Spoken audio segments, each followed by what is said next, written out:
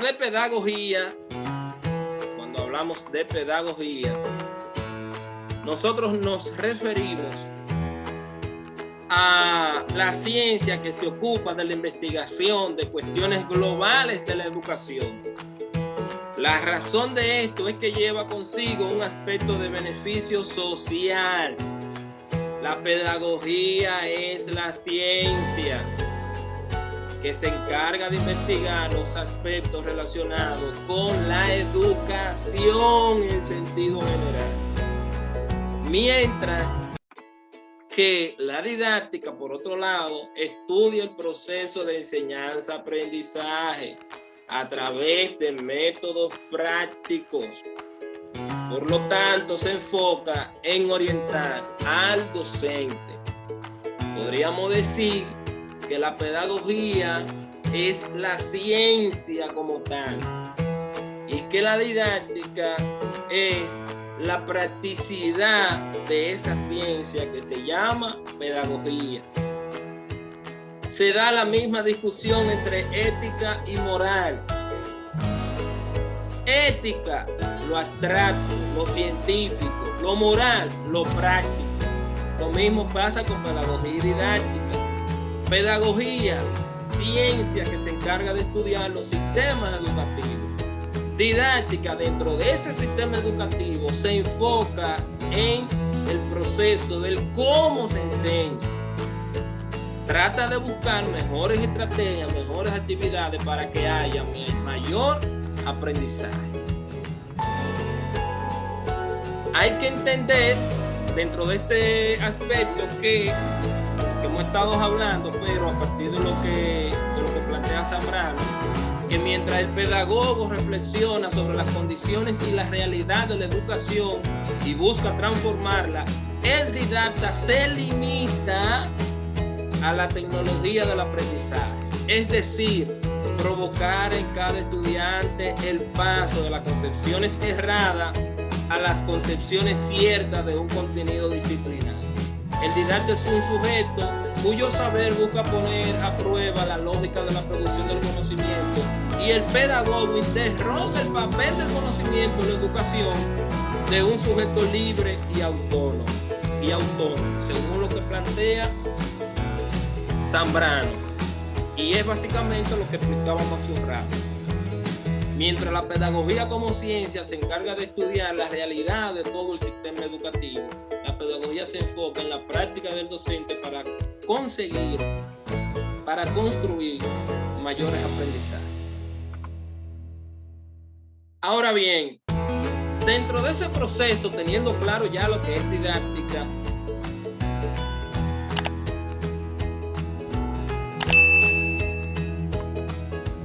la didáctica de la historia se considera como un campo del conocimiento en construcción, cuya preocupación central son los procesos por los cuales el conocimiento histórico se convierte en un saber escolarizado, que a su vez responde a la característica de docentes y educandos en contextos y realidades determinadas, según lo plantea Paula Pantón. A fin de cuentas, lo que dijo Eddie y lo que dijo Génesis, la didáctica de la historia no es más que aquella área de la didáctica que se encarga de buscar la mejor forma para que el conocimiento científico histórico se convierta en un conocimiento que pueda ser aprendido por los estudiantes.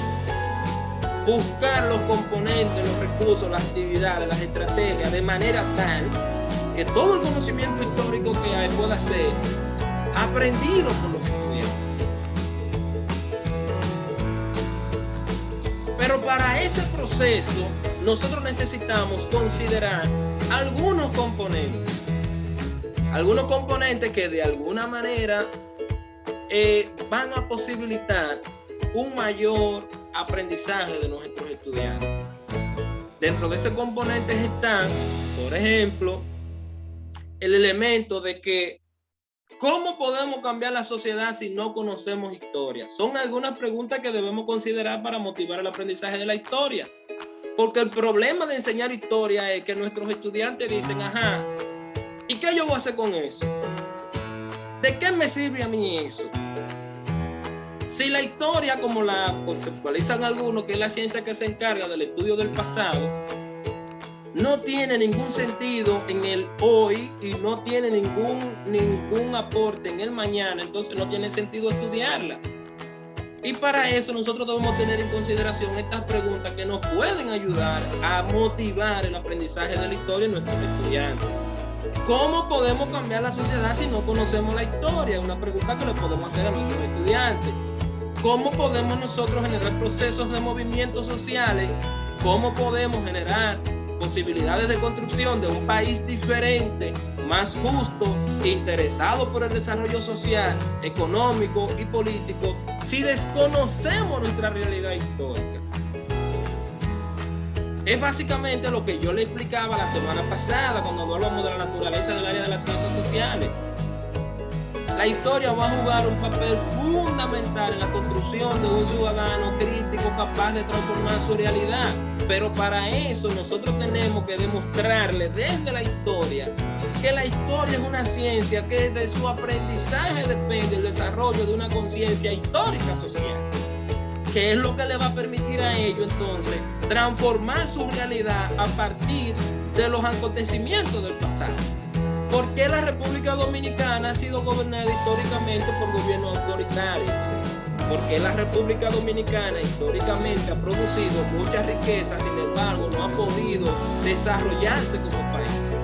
Porque la República Dominicana históricamente, mientras en un momento determinado venían de otros países, ahora la mayoría de la población lo que quiere es emigrar de nuestro país. Porque en la República Dominicana nosotros tenemos regiones con mucha riqueza y tenemos otras que son muy pobres, que ha pasado históricamente.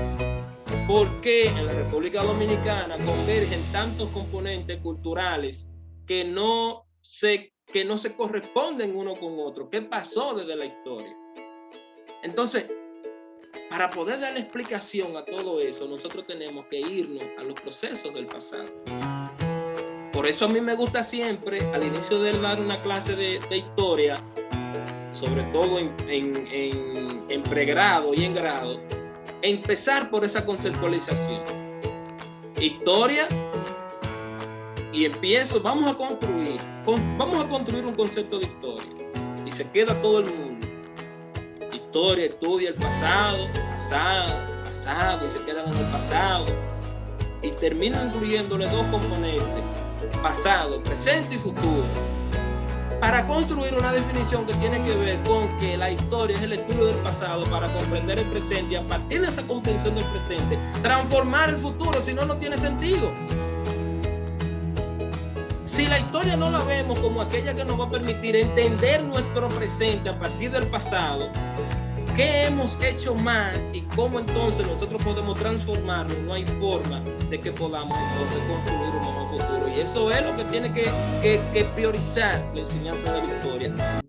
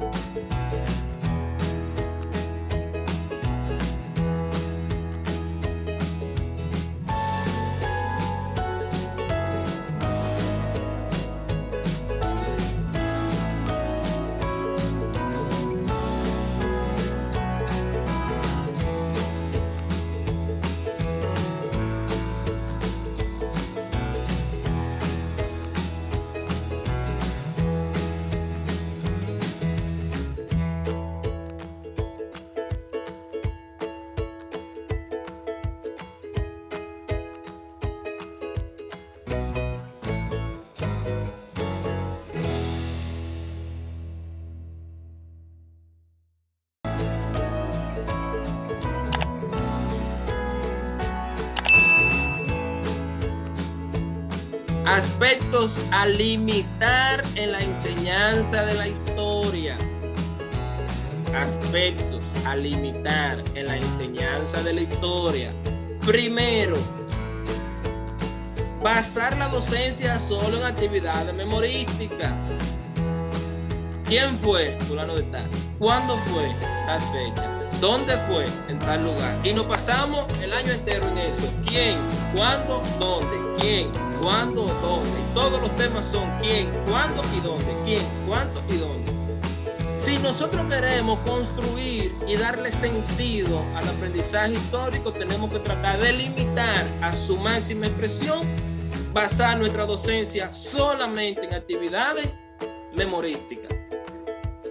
Ese es un componente. 2. Enfocarse solo en la cronología. Enfocarse solo en la cronología. Lo importante, en 1991, ¿qué pasó? Tal cosa, en el 92, esto, y en febrero, tal cosa, y en el otro, tal cosa, y en el otro, tal, ajá, y el análisis histórico, ¿dónde se quedó? ¿Y el análisis histórico dónde está? Entonces, hay que tratar de no enfocarse solamente en la cronología. Recuerden que la cronología es uno de los componentes de la enseñanza de la historia, pero no es la que lo determina todo, y menos basado en un enfoque constructivista social, que lo que busca es que el estudiante desarrolle capacidades y desarrolle un pensamiento crítico social, que mirando solamente personaje y fecha no hay forma de que lo podamos construir. Tercero, impedir la libre reflexión y análisis. Que yo tenga una idea de un proceso histórico porque yo crea que eso es lo que debió pasar, porque yo crea que eso fue lo que estuvo bien hecho. Yo no tengo que impedir que mis estudiantes hagan su propia reflexión del proceso. Yo no tengo que impedir que mis estudiantes hagan su propio análisis del proceso. Recuerden que yo hablaba de la dialéctica, que en esta área de las ciencias sociales va a jugar un papel fundamental como uno de los principales aportes del marxismo. ¿De qué? De la contradicción de las reflexiones, de las diferentes análisis que nosotros podemos llegar a la producción de un conocimiento. Si nosotros no permitimos esa reflexión, si no permitimos ese análisis, si no dejamos de impedir que nuestros estudiantes piensen por ellos mismos, no hay forma de que le puedan dar sentido entonces a la enseñanza de la historia. Cuarto componente, tenemos que tratar de limitar el estar impidiendo la contradicción entre alumno-docente o entre alumno-alumno. No podemos, en el momento que haya una discusión con relación al tema histórico, meternos y fijar nuestra posición por encima de la discusión que se ha generado en torno al acontecimiento histórico. Todo lo contrario, el currículo propicia que se den ese tipo de discusiones a través de la técnica del debate de las ideas. ¿Qué es lo que el maestro tiene que hacer? Tratar de crear un escenario de respeto, un ambiente donde cada quien respete las opiniones de cada uno, pero bajo ninguna manera nosotros podemos impedir que se den discusiones y contradicciones entre el estudiante y el docente. No, el docente soy yo soy el que sabe. O entre los estudiantes, no, usted no tiene que estar discutiendo eso. Todo lo contrario, desde la historia, para propiciar una mayor conclusión del conocimiento histórico, lo que tenemos es que tratar de contribuir a que se den esos debates, que se den esas discusiones. Y por último, otro aspecto que tenemos que tratar de limitar a su máxima expresión es creer que todos nosotros lo sabemos y todas las clases son exposiciones magistrales del maestro.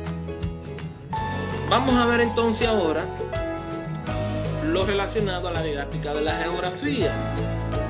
El objetivo principal de la didáctica es transmitir de una manera sencilla, correcta y motivadora los contenidos de una determinada materia, en este caso la geografía, siempre y cuando se considere la realidad de la clase y de los alumnos.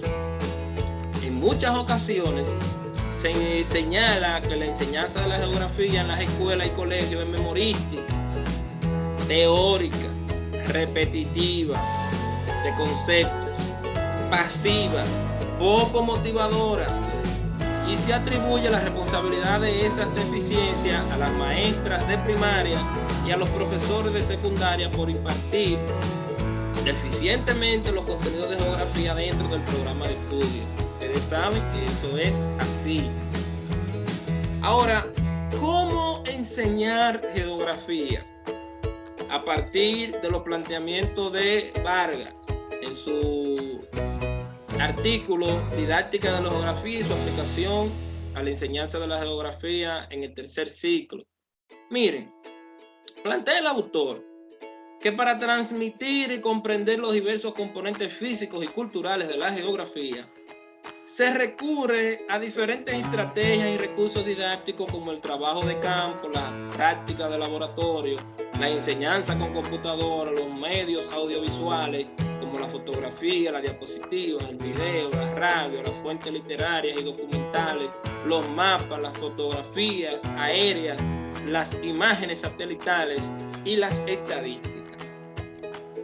La inclusión de los componentes digitales, los recursos digitales que se puedan incluir en la enseñanza de la geografía van a ser un elemento de importancia para construir un mejor conocimiento en esta área.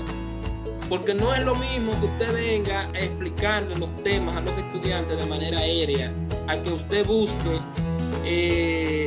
Google Maps, que busque Google Earth, que busque diferentes plataformas de gamificación como Ceterra, entre otras, que de alguna manera van a aportar que los estudiantes vean el aprendizaje de la geografía como parte de un juego, que vean la enseñanza de la geografía como parte de su realidad. Y entonces, con la inclusión de estos componentes, nosotros vamos a lograr mayores resultados en el proceso de la enseñanza de la geografía. Y ni hablar de la inserción de maestro y el alumnado en el entorno, donde todos sabemos que cuando nosotros hemos ido a una práctica de campo, retenemos más del 90% de los lugares que nosotros visitamos. Y para ellos también eso se convierte en una experiencia que ellos nunca van a olvidar cuando decidimos sacarlo del aula y llevarlo directamente a observar los diferentes paisajes, a observar las diferentes variaciones que se dan.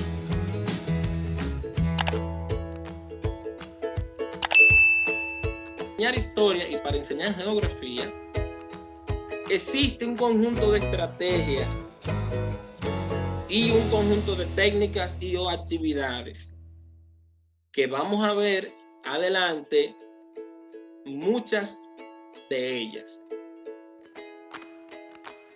Pero antes de ver esos componentes de esas técnicas y o actividades, yo quiero que aclaremos primero ambos conceptos.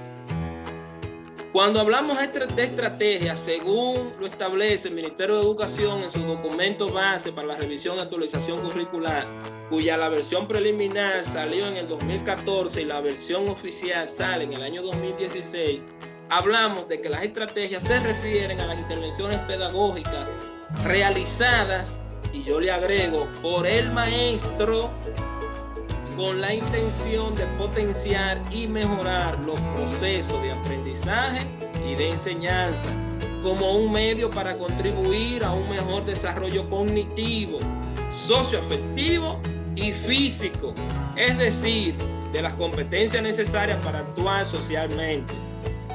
En palabras llanas, las estrategias no son más que todas aquellas herramientas, pasos, metodologías que utilice el maestro para lograr el desarrollo, la construcción del aprendizaje en los estudiantes. Mientras que las actividades de aprendizaje son entonces las distintas tareas o ejercicios que dentro de esas estrategias va a desarrollar el estudiante con el propósito de hacerlo avanzar en el proceso de aprendizaje. Dicho esto, de que las estrategias son del maestro y que las actividades son del estudiante, es importante entonces destacar también que, contrario a lo que pasaba en otras reformas curriculares, en esta las estrategias vienen dadas por el currículo. El currículo indica cuáles estrategias son beneficiadas por la nueva reforma curricular en función del modelo constructivista social que se asume, en función de los tres enfoques. Anteriormente no venía tan detallada las estrategias que se priorizaban en el currículo. Ahora esas estrategias se han priorizado en función del modelo pedagógico constructivista y de los tres enfoques que beneficia el currículo de educación en la República Dominicana, a saber, el enfoque sociocrítico, el enfoque de competencia y el enfoque sociocultural. Es importante entonces que conozcamos que el currículo plantea que nosotros podemos utilizar estas estrategias. Las estrategias de recuperación de experiencias previas, estrategias expositivas de conocimiento elaborado y o acumulado, estrategias de descubrimiento e indagación, estrategias de inserción de maestra, maestro y el alumnado en el entorno, estrategias de socialización centrada en actividades grupales, estrategias de socialización, estrategias de indagación dialógica o cuestionamiento, aprendizaje basado en problemas, estrategia de aprendizaje basada en proyectos. Esto es lo que beneficia el currículo como estrategia. Ahora, dentro de esas estrategias nosotros podemos utilizar infinidades de técnicas y o actividades para la construcción del aprendizaje, y esa también nosotros podemos dividirla en función del momento de la clase que vayamos a desarrollar. Por ejemplo, en la fase de inicio, motivación y recuperación de conocimientos previos, podemos hacer que utilizar la técnica de pregunta, podemos hacer la observación directa en el ambiente, podemos hacer la observación de láminas, mapas u otros componentes, podemos hacer también lecturas y comentarios de imágenes, lecturas y comentarios de textos, lectura de mapas, gráficos u otros. Podemos hacer la presentación de un mapa conceptual o simplemente trabajar con una descripción. Esto en la fase de inicio, motivación y recuperación de conocimientos previos. Otras técnicas que podemos utilizar en la fase de recuperación de saberes previos es la técnica expositiva, la técnica de demostración, el uso de ejemplos, presentación de problemas, diálogo, lluvia de ideas, y podemos también utilizar la técnica de Phillips 6666. De construcción o de reestructuración del conocimiento, podemos también realizar varias técnicas o actividades que algunas de ellas también coinciden con la fase de recuperación de experiencias previas y algunas de ellas también pueden coincidir con la fase final. Algunas son la técnica de investigación bibliográfica o de campo, la técnica de entrevista, la técnica de la encuesta, observación directa de la realidad o indirecta de video, lámina, fotografía, la técnica expositiva y la técnica de conferencia o charla. También podemos trabajar con el estudio de texto, el estudio de documentos, el estudio de cuadros, estudio de mapas, gráficos, planos, técnica de monografía, técnica de elaboración de informes, estudio de casos, estudio de lugares, objetos, restos arqueológicos, centros de producción o de servicios, productos, infraestructura o instalación. Y en la fase de aplicación, recuerden que en nuestra clase tenemos 3 momentos. En la fase final de planificación, nosotros podemos trabajar con debate, panel o mesa redonda, simulación, dramatización, videoforum o cineforum, elaboración de proyectos, elaboración de planes o programas, elaboración y discusión de informes. También podemos trabajar con nuestros estudiantes en la fase de aplicación, diseño de revistas, paneles de exposición, avisos, anuncios, invitaciones y otros.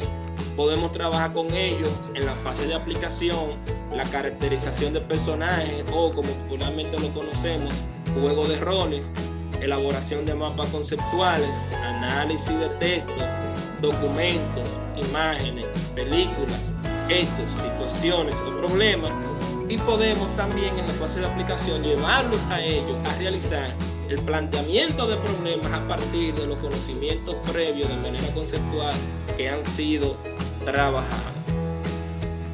Asimismo, podemos nosotros trabajar con el diseño de mapas, el diseño de gráficos, infografías, cuadros, tablas, carteles, cronología, esquemas.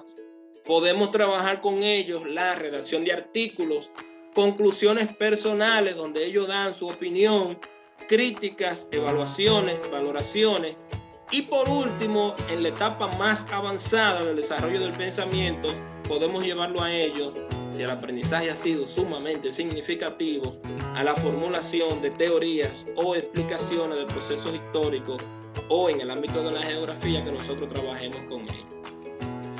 De mi parte ha sido todo. Muchísimas gracias.